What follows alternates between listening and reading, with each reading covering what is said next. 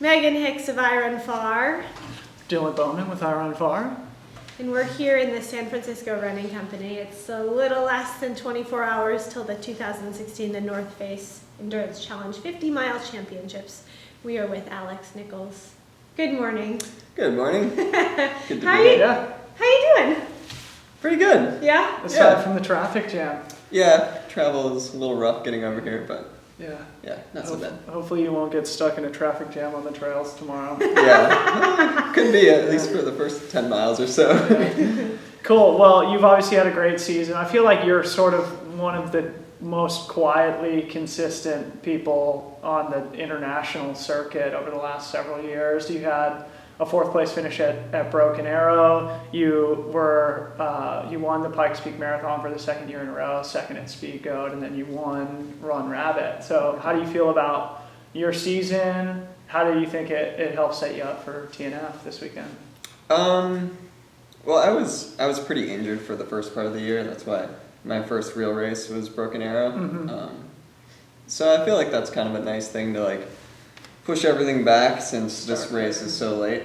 So yeah, I feel actually pretty good about that. It doesn't feel like a long season the way it did last year or the year before. So yeah, I feel pretty good. Let's talk about your injury because you were here last year. I interviewed you on the same day. Yeah. You had some plantar fasciitis that you thought was going to hopefully hold itself together in the race, but it didn't. Yeah, that kind of started, I guess Templier last year was kind of when it was getting bad, and then I trained for this race, and it just got super terrible. So Did it inflame during the race? Or? Yeah, I tried to take time off beforehand to taper, but also just hope that I could hold together, but no. PF is a common injury for runners, and it's one that's real difficult to heal from for many people. What was the process like for you? It was, as people who have had it know, it's just kind of a matter of trying everything.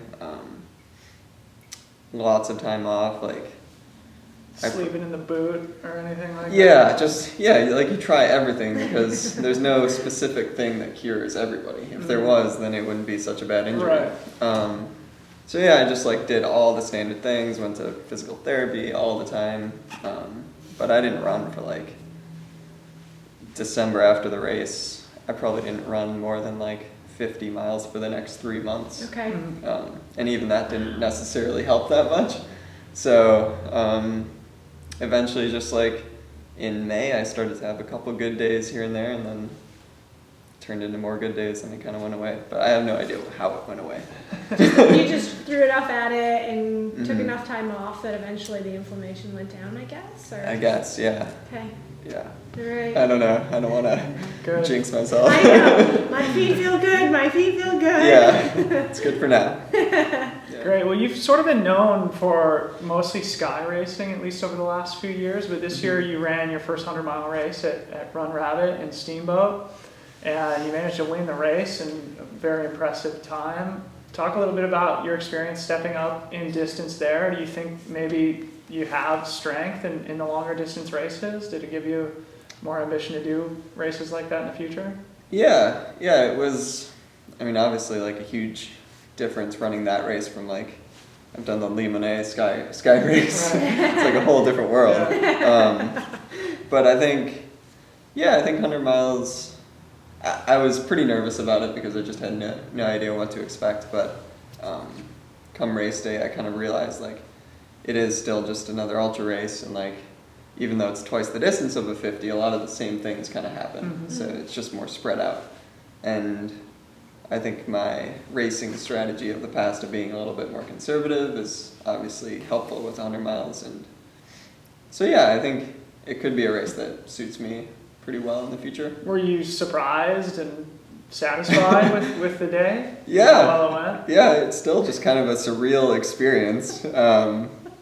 I just felt really good for 80 miles. Yeah. And then I felt kind of bad for 20. So it was good. It's about as much as you could ask for. I think many people would die for that kind of day. Yeah, no, it was I gotta be weird. honest, I was really surprised though that you signed up for 100 miles. You have said before that that you prefer the shorter stuff and the quicker recovery. Was it the money that called your name, or what drew you there ultimately? I think it was like going to Broken Arrow, having a bad day, kind of feeling like I was stuck in this like marathon 50K sky race rut almost. And then the rest of my season was pretty much up in the air. Like I didn't have any solid plans, so it worked with my work schedule. It kind of worked nicely with Pikes Peak and like end of the season or end of the summer. So I was just like, well, try something new.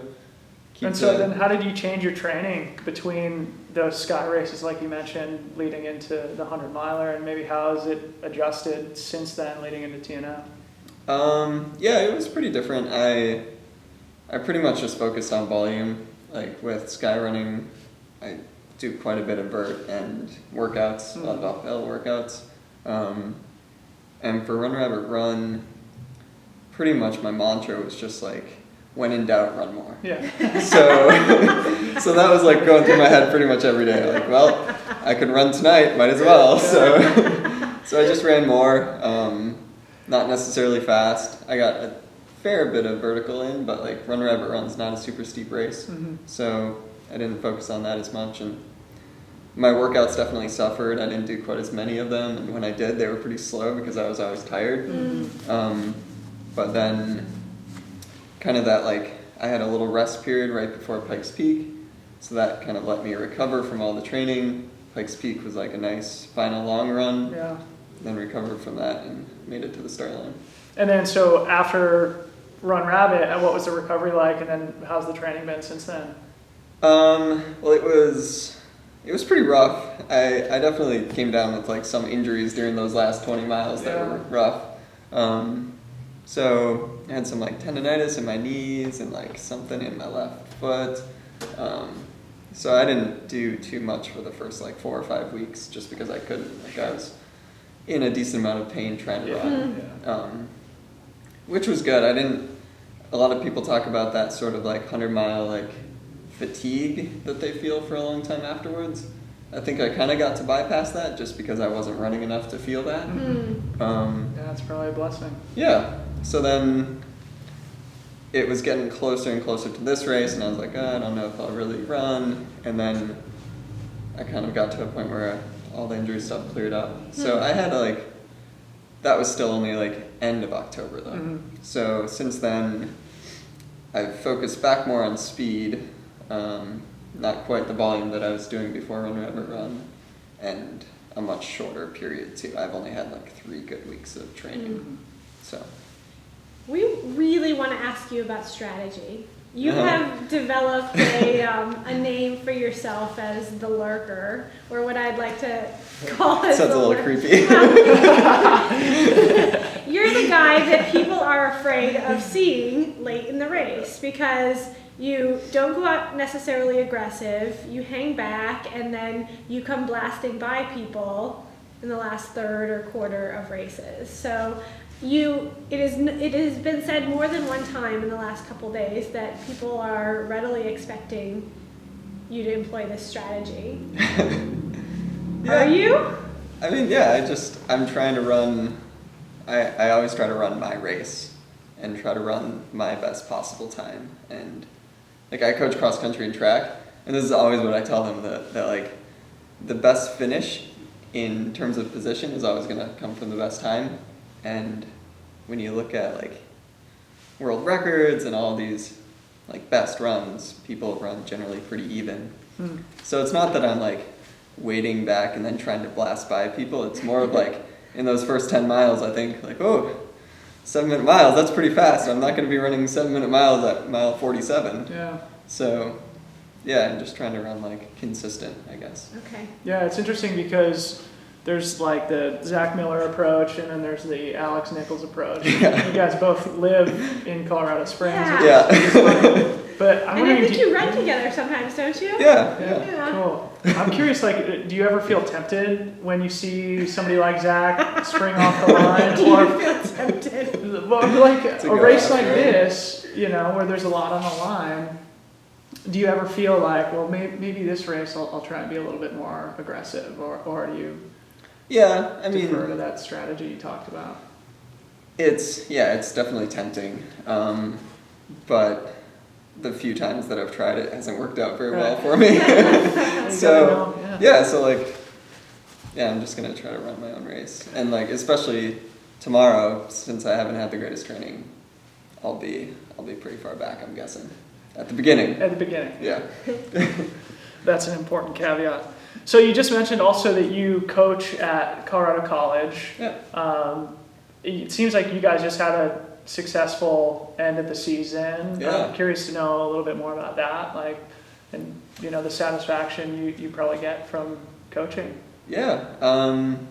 It was our women's team ended up 12th at Division III Cross Country Nationals, which ties their best finish that the program's ever had. And it's just really cool. Like the people we get in Division III, like our number 2 runner this year, she was like a 1945 high school 5K runner. Mm-hmm. And then in college, like she really enjoys running, she worked hard, and she got down to like 1745. Wow. That's awesome. So it's just like, Great coaching, probably, I Yeah. guess. well, yeah, it's that, but it's also just working with people that enjoy running, Yeah. and that's a huge part of a Division III, and to see it come to fruition like it did this year, 4 years in the making. It's just like, it's really fun to do. At your alma mater, too, right?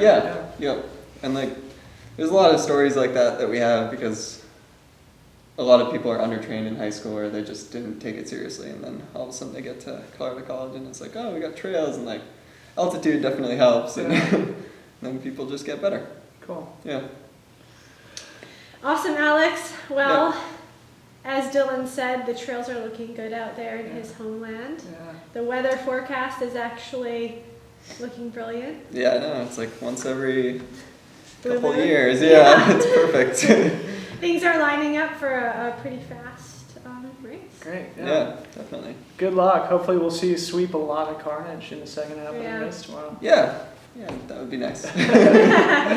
All right, buddy. Thanks for coming in. Yeah, thanks a lot. Good luck, Alex. Thank you.